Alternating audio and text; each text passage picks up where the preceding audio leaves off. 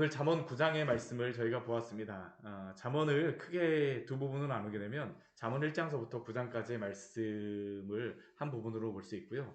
잠언 이제 10장 이후에서 마지막 장까지 잠언 마지막 그 31장 같은 경우는 좀 이제 다르게 좀 저희가 보아야 되는 그런 부분이 있지만 그 뒷부분까지를 또 한 부분으로 볼 수 있습니다. 우리가 지금까지 보았던 이 잠언 1장서부터 8장까지의 그러한 말씀은 우리에게 두 가지의 길을 제시하고 있습니다. 제가 계속 말씀드렸지만 지혜의 길과 악인의 길, 지혜와 음녀, 그리고 이 두 갈래의 길, 사실 이 두 갈래밖에 없습니다. 모든 사람은 이 두 갈래의 길 가운데 한 길로 가는 겁니다. 중간길 없습니다. 제3의 길 성경에서 말씀하고 있지 않아요. 두 갈래의 길입니다. 지혜의 길과 악인의 길. 오늘 말씀은 이 두 갈래의 길에서 그 두 갈래의 길에 그 인도하는 인도자라고 할 수 있죠. 지혜와 음녀, 미련한 여인이 초청장을 발송하는 말씀이 바로 오늘 말씀입니다. 정확하게 두 장의 초청장을 모든 사람에게 다 줍니다.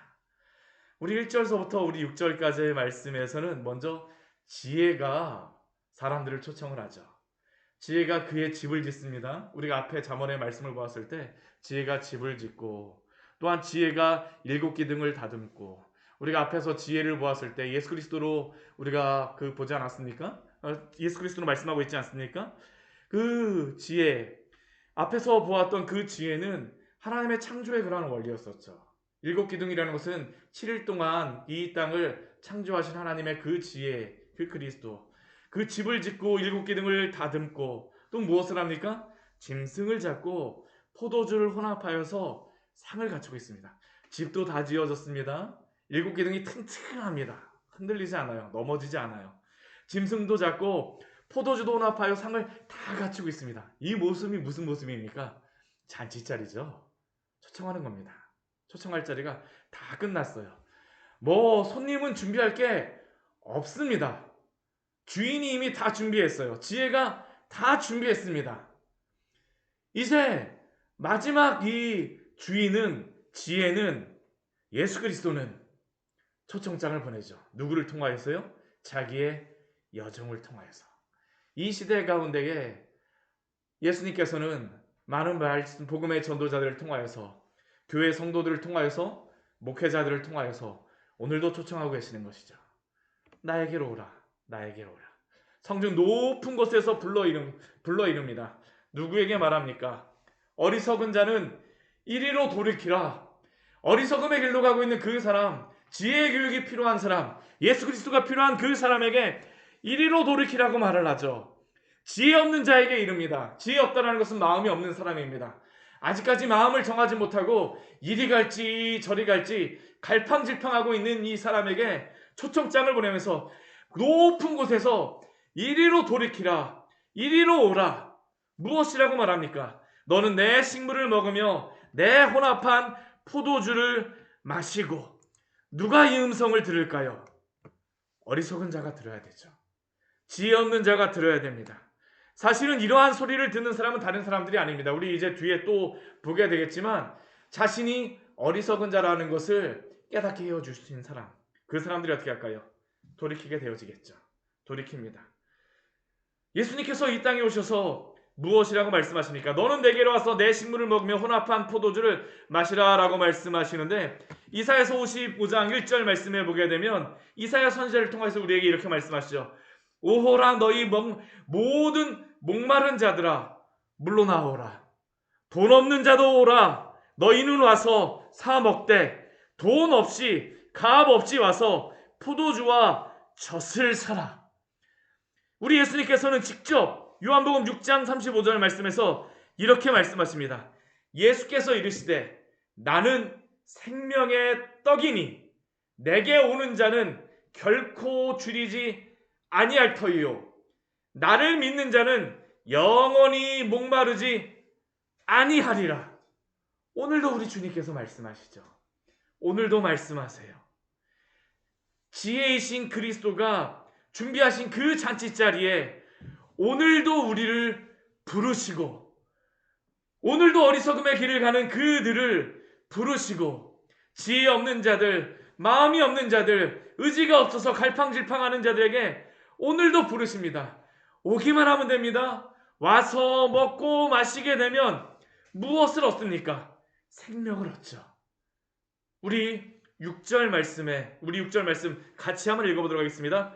어리석음을 버리고 생명을 얻으라. 명철의 길을 행하라 하느니라.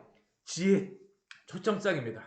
지혜 초청장 안에 어리석음을 버리고 생명을 얻으라. 명철의 길을 행하라. 나의 길로 행하라라고 오늘도 초청하고 계십니다. 이게 바로 잠언의 말씀을 통하여서 또한 예수님께서 오늘도 우리를 부르시는 그 말씀이죠.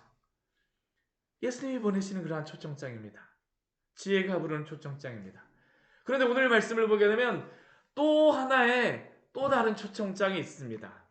우리 뒤에 우리 13절에서부터 우리 18절까지의 말씀에서 나오는 그러한 말씀이죠. 또 다른 초청장입니다. 이번에 이 초청장을 보내는 사람이 누굴까요? 미련한 여인이죠. 음녀입니다. 미련한 여인이, 이 여인은 어떤 사람입니까? 떠들고 어리석어서 아무것도 알지 못합니다. 막 떠들고 그 여러 가지 말들을 하지만 실제로는 자신도 아무것도 알지 못해요. 아무것도 알지 못합니다. 그러나 이 미련한 여인도 어떻게 할까요? 앞에 그 지혜가 준비하였던 것과 같이 높은 곳에 올라갑니다. 자기 집 문에 앉으며 성금 높은 곳에 있는 그 자리에 앉아서 이제 소리를 지르죠. 누구에게 소리를 지금 지르고 있을까요? 누구를 부르고 있을까요? 자기 길을 바로 가는 행인들을 부르고 있습니다. 똑바로 길을 가고 있는 사람들을 불러요. 미련한 자죠. 미련한 여인이죠. 음녀죠. 자신이 무슨 길을 가야 되는지를 알지 못하기 때문에 지금 자기의 길을 바로 가는 행인들을 부르는 것입니다. 미혹하는 것이죠. 그리고 그녀가 무엇이라고 초청합니까? 어리석은 자는 이리로 돌이키라. 지혜 없는 자에게 말합니다. 지금 바른 길을 가는 사람에게 오히려 어리석은 자는 이리로 돌이키라라고 이야기하고 지혜 없는 자에게 말하기 시작하죠. 자신이 무슨 이야기를 하는지도 모르지만 그러나 이 어리석은 자는 또 어떤 사람입니까? 지혜 교육이 필요한데 이 여인의 이야기를 듣기는 어떻게 될까요? 악인의 길로 가게 되는 것이죠. 또 다른 초청장이 놓여 있다라는 겁니다. 그녀가 말하는 그 마지막 거기에는 무엇이 적혀 있을까요? 우리 17절 말씀에 이렇게 말씀하고 있습니다. 우리 같이 한번 읽어볼까요? 도둑질한 물이 달고 몰래 먹는 떡이 맛이 있다 하는도다. 이게 악인들이 초청하는 그러한 초청이죠. 이거 얼마나 재밌는지 몰라. 야, 얼마나 짜릿한데, 얼마나 맛있는지 몰라. 야, 이게 얼마나 좋은 건데 하면서 사람들을 초청합니다. 어디 이러한 친구들 뿐이겠습니까? 우리 주변에 많은 사상과 많은 생각과 많은 철학과 우리의 마음속에 일어나는 불현듯이 일어나는 여러 가지 의심과 여러 가지 많은 것들이 우리로 하여금 또한 이 세상의 많은 사람들로 하여금 도둑질한 물이 달고 몰래 먹는 떡이 맛이 있다. 이 도둑질한 물은 무엇일까요? 하나님 없이 살아가는 그러한 삶을 이야기하는 것 아니겠습니까? 내가 내 마음대로 살아가고 선과 악을 내가 결정하고 내 마음대로 스스로 자기의 원하는 대로 소견에 옳은 대로 행하는 그 길을 가면서 어둠 속에서 가면서 도둑질한 물, 맛있는 것 같아. 몰래 먹는 또 하나님이 보시지 않으니까 얼마나 더 맛있는 것처럼 여겨지겠습니까? 죄악의 맛이죠. 죄의 분명한 맛이 있습니다. 죄의 맛이 있어요. 음녀가 지금 초청 안 하는 것입니다. 그러나 그녀를 따라가게 되면 그 결과는 무엇일까요? 죽은 자들이 그곳에 있고 수월의 깊은 곳이 거기에 있다라고 오늘 잠언 말씀은 말씀하고 있습니다. 그러면 이 두 개의 초청장을 받아든 많은 사람들, 이 세상의 모든 사람들의 슬은 어떻게 해야 되겠습니까? 지혜의 길로 가야 되죠. 지혜의 소리를 들어야죠. 그러나 이 소리를 듣는 반응도 두 가지입니다. 우리 중간에 있는 7절에서부터 12절까지의 말씀을 보게 되면 두 부류의 사람들이 나오고 있습니다. 첫 번째 부류는 어떠한 사람들일까요? 거만한 자들이죠. 거만한 자들. 이 거만하다는 의미는 경멸하는 그러한 사람입니다. 지혜가 말할 때에 무엇이라고 이야기할까요? 다 아는 얘기. 나도 다 알아. 이미 다 듣고 있는데 벌써 몇 번을 말했는데 왜 또다시 말하는 거야? 거만한 자들의 그러한 이야기들입니다. 자기의 마음속에 다 알고 있다라고 하죠. 그러나 이 마음을 가진 사람은 지금 누구랑 손잡고 가고 있는 것일까요? 미련한 여인과 손잡고 가고 있는 것입니다. 참된 지혜에 대해서 경멸하고 있기 때문에 오히려 그 지혜의 말씀을 들었을 때에 무엇으로 반응할까요? 능욕합니다. 예수 그리스도가 이 땅에 오셨을 때에 지혜를 알지 못하는 사람들 어떻게 합니까? 예수님을 십자가에 못 박고 능욕하죠. 이게 참된 지혜를 모르는 사람들의 반응입니다. 오히려 악인들은 어떻게 할까요? 책망하는 이 지혜의 말을 향하여서 도리어 흠을 잡습니다. 왜 나에게 이러한 이야기를 하냐고, 왜 나에게 이러한 소리를 하느냐고 이야기를 하죠. 능욕과 흠으로써 반응하는 것이 바로 이 지혜를 모르는 사람들입니다. 모르는 사람들이죠. 그래서 8절 말씀을 보게 되면 이 지혜가 무엇이라고 말합니까? 거만한 자를 책망하지 말라라고 이야기해요. 왜요? 그가 너를 미워할까 두렵다라고 말합니다. 그런데 하지 말아야 될까요? 아니요. 말해야 됩니다. 말해야 돼요. 왜 그럴까요? 우리가 이 잠언의 말씀을 우리가 보고 있지만 우리가 말씀을 전하는 아까 그 지혜에 있는 그러한 여인이 또 다른 여인에게 이것을 전하라고 이야기를 하죠. 우리는 하나님의 말씀을 가서 전할 때에 누가 사람을 변화시킬까요? 성령께서 변화시키시는 겁니다. 이 지혜의 복음을 받은 자들은 그 하나님의 말씀을 붙잡고 하나님의 말씀에 능력이 있음을 믿고 전하는 것입니다. 그 말씀이 전해질 때 어떻게 할까요? 영혼을 변화시켜 주세요. 영혼을 변화시켜 주십니다. 어제 주일 그 예배 때 저 앞에 싹 심어 놓은 거 가지고 좀 깊이 심은 것 같다고 제가 잘 몰라갖고 그랬었거든요. 근데 오늘 아침에 비 오고 나서 딱 가서 보니까요. 다 돋아났습니다. 네, 다 돋아났어요. 하나님의 지혜예요. 하나님의 지혜입니다. 우리는 뿌리는 자들은 잘 몰라요. 뿌리는 자들은 내가 때로는 좀 실수한 것 같고 내가 좀 잘못한 것 같고 저도 말씀 전하고 나서 그런 생각 듭니다. 하나님 오늘 제가 말씀 실수한 것 같아요. 잘못 전한 것 같아요. 그 말씀 전하고 나서 제 마음속에 얼마나 찔림이 오는지 모릅니다. 전하고 나서도요. 그런데 또 제가 그러고 나서 항상 기도하는 게 뭐냐면 그냥 저를 변호하는 것이 아니라 그럼에도 불구하고 성령님께서 역사하여 주시옵소서라고 기도를 합니다. 왜냐하면 우리가 생명의 주관자가 아니거든요. 우리가 생명의 주관자가 아닙니다. 우리에게 전해주신 그 말씀을 전하십시오. 우리 주변에 있는 사람들에게 알리십시오. 비록 능욕을 받고 흠을 받는다 할지라도 만약 예수님이 그렇다 해갖고 십자가에서 내려오셨으면 어떻게 할까요? 더 이상 우리의 구원이 없겠죠.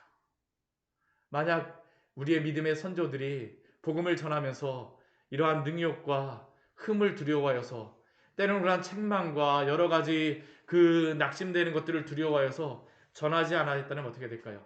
물론 하나님께서 일하실 것입니다. 다른 사람을 통하여서 일하시겠죠. 우리에게 맡겨진 일들에 감당하신 우리 귀한 성도들 되시기를 축원합니다. 또 그러나 이 복음이 전하여지는 그러한 그 사람들이 또 다른 부류가 있습니다. 좋은 밭과 같은 그러한 사람들이죠. 오늘 말씀으로 하게 되면 지혜 있는 자입니다. 의로운 사람들입니다. 이 지혜로운 자들에게는 이 지혜의 말씀이 전하여질 때 무엇으로 반응할까요? 사랑하게 되어집니다. 이게 바로 사랑의 나라예요. 사랑의 나라입니다. 교회가 사랑의 그러한 공동체일 수밖에 없는 것이 무엇이냐면 그리스도의 사랑을 알게 된 사람들은 그 사랑 안에서 끈끈함이 있습니다. 성령께서 만들어 주신 그러한 교통함입니다. 이게 바로 하나님의 나라를 만들어가는 그러한 방식이죠. 말씀을 사랑합니다. 말씀을 전하는 사람을 사랑해요. 복음을 전하여 준 사람들에 대해서 감사하게 여깁니다. 지혜 있는 자를 책망하라. 그가 너를 사랑하리라. 성령께서 일하는 방식이죠. 또한 지혜 있는 자에게 교훈을 더하라. 그는 어떻게 되겠습니까? 더욱 지혜로워질 것이요. 의로운 사람을 가르치라. 그의 학식이 더하리라. 이것은 하나님의 그 은혜를 받은 사람들에게 나타나는 그러한 방식입니다. 우리가 한번 사무엘상에 한번 말씀을 한번 기억하여 보십시오. 다윗이 그렇게 사울에게 쫓겨다닐 때에 다윗을 위로하였던 정말 위로자가 한 명 있었습니다. 정말 힘들 때에 다윗을 위로하여 주었죠.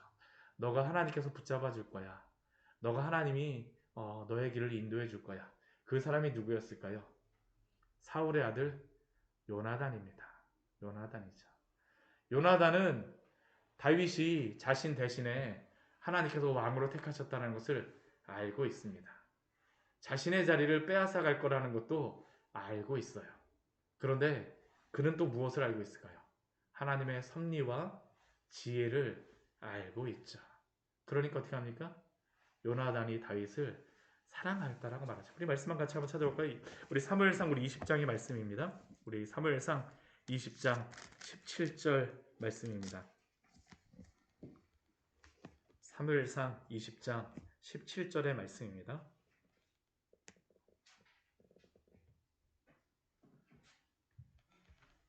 같이 읽겠습니다. 사무엘상 20장 17절입니다. 다윗에 대한 요나단의 사랑이 그를 다시 맹세하게 하였으니 이는 자기 생명을 사랑한 같이 그를 사랑함이었더라. 얼마나 귀한 사랑입니까? 지혜를 아는 자이기 때문에 나오는 그러한 것이죠. 하나님의 은혜를 알기 때문입니다. 그러한 사람들에게 책망하게 되면 더욱 사랑하게 되고, 또한 교훈을 더하게 되면 더욱 지혜로워지고, 가르치게 되면 학식이 더하게 됩니다. 학식이 더하게 되죠. 오늘 우리 잠언 우리 9장 10절의 말씀은 잠언의 요절과 같은 말씀이죠. 가장 핵심적인 말씀이 요절입니다. 우리 같이 한번 읽어보도록 하겠습니다. 여호와를 경외하는 것이 지혜의 근본이요 거룩하신 자를 아는 것이 명철이니라. 지혜가 무엇일까요? 지혜의 시작, 이 근본이라는 것은 태초입니다. 지혜의 시작이 무엇입니까? 여호와를 경외하는 것입니다. 그래서 잠언은 다른 세상의 지혜서들과 같을 수가 없습니다. 지혜는 본질적으로 그리스도를 의미하며, 또한 이 지혜의 그러한 시작은 무엇을 의미하냐면 여호와를 경외하는 것으로부터 항상 시작합니다. 우리가 이 잠언의 그 지혜는 예수 그리스도를 향한 그러한 지혜와 함께 이 실용적인 그러한 지혜들도 많이 말씀합니다. 그러나 그 실용적인 지혜라고 했을 때에 단순히 우리가 똑똑한 것만 추구하게 되면 그 결과는 무엇일까요? 부작용이 항상 있어요. 우리 어제 밤에도 우리 그 솔로몬의 그러한 모습을 보지 않았습니까? 그렇게 똑똑한 왕이었음에도 불구하고 하나님의 그러한 여호와를 경외하는 것이 지혜의 근본이라는 것을, 여호와를 경외하는 것을 잊어버리게 되니까, 자신의 그 똑똑함을 더 의지하게 되니까 세상의 방법으로 이루고자 하죠. 근데 그 결과는 무엇이었습니까? 남유다와 북이스라엘로 갈라지게 되어집니다. 여호와를 경외하는 것으로 지혜의 근본을 삼으십시오.